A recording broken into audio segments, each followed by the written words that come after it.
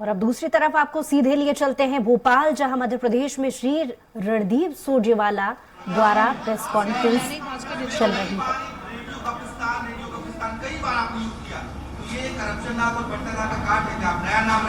देखिए, अब जो रेडियो गप्पिस्तान हो, मैं उसको और क्या नाम दूं? आप मुझे बताइए। मैं आपसे आपके समक्ष बड़ी विनम्रता से पूछता हूं, जो व्यक्ति इस प्रकार का धोखा प्रदेश के 20 लाख परिवारों से करता हो और जो पार्टी इस प्रकार का छल और प्रपंच करती है, अगर हम आपको मुजबानी जमा खर्च में कहते तो आप भी कहते नहीं, ये सच नहीं। मेरे साथी सौरभ भाई ने 3 महीने इन्हें लगे, 3 महीने में इन्होंने ये जानकारी एकत्रित की, तब जाकर हम आपके समक्ष लेकर आए। हम जो आपको बात कहेंगे वो तथ्यों, आंकड़ों और कागजात के साथ कहेंगे, क्योंकि नहीं तो वो जिम्मेवारी का निर्वहन नहीं होगा। एक बार उनकी भी सुन लीजिए, इसके बाद आप ही के पास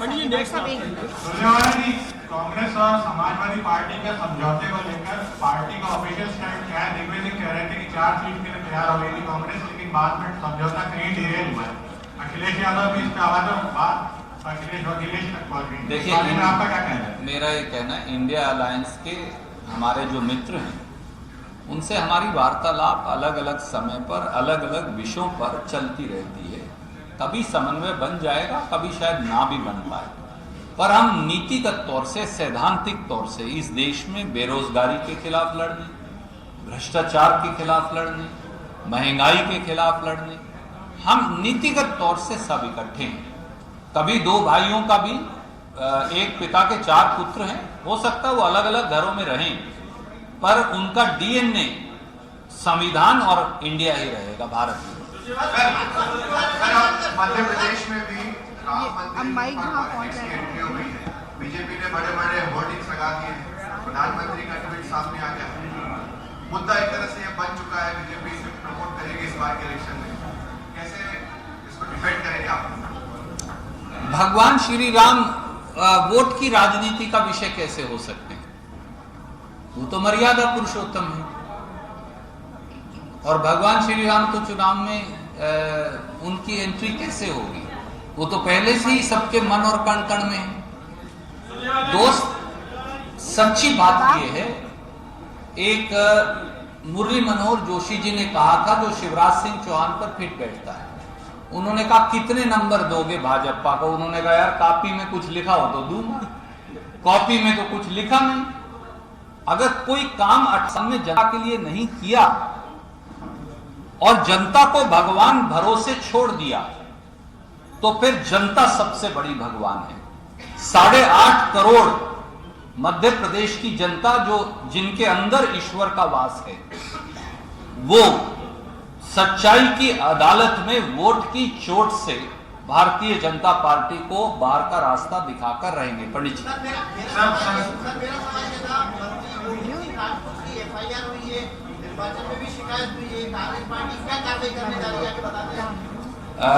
वो सारा प्रकरण अब सामने आ गया।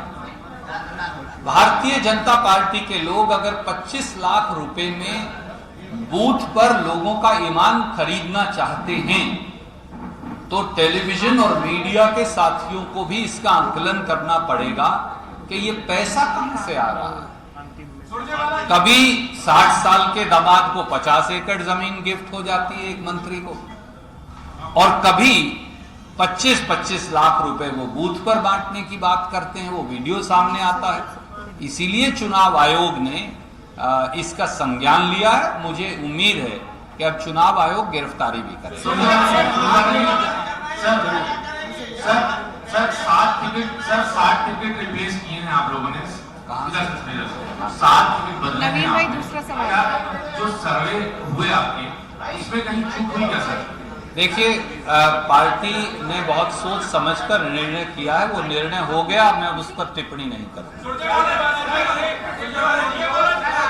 माइक तो इधर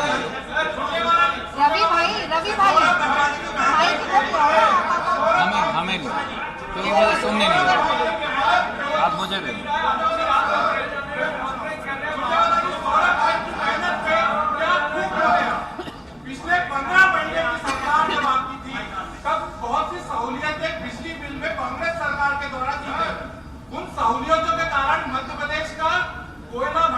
खत्म होने की कगार पे आ गया था।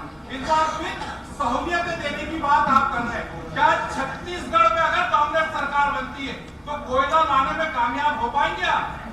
आदरणीय मित्र, मुझे वैसे क्योंकि मेरे पास बिजली का विभाग भी रहा, तो मैं केवल आपको इतना ही कहूंगा, बिजली बनाने से कोयला खत्म नहीं होता और बिल लेने से। सर, मैं चुप हो जाता हूं, आप बोलो।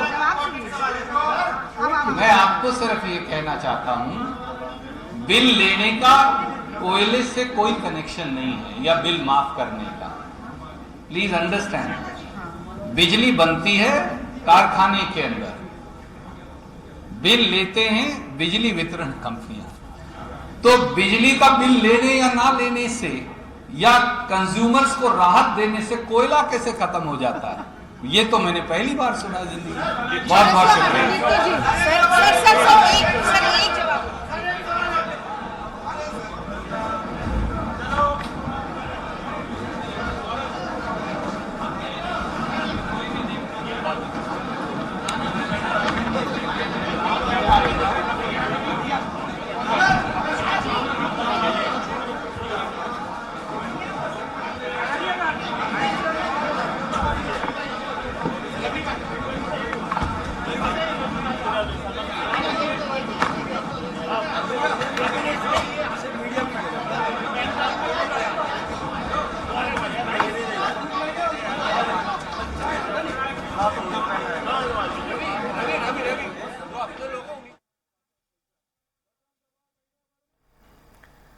तो sir Randeep Surjewala press conference को संबोधित कर रहे थे। मीडिया के सवालों के उन्होंने जवाब दिए। काफ़ी समय से छत्तीसगढ़ की राजनीति में कोयले घोटाले को लेकर आवाज़ उठाई जा रही है, जिसको लेकर मीडिया ने जब उनसे सवाल किया तो काफ़ी विस्तृत वो जानकारी देते नजर आए कोयले घोटाले मामले पर।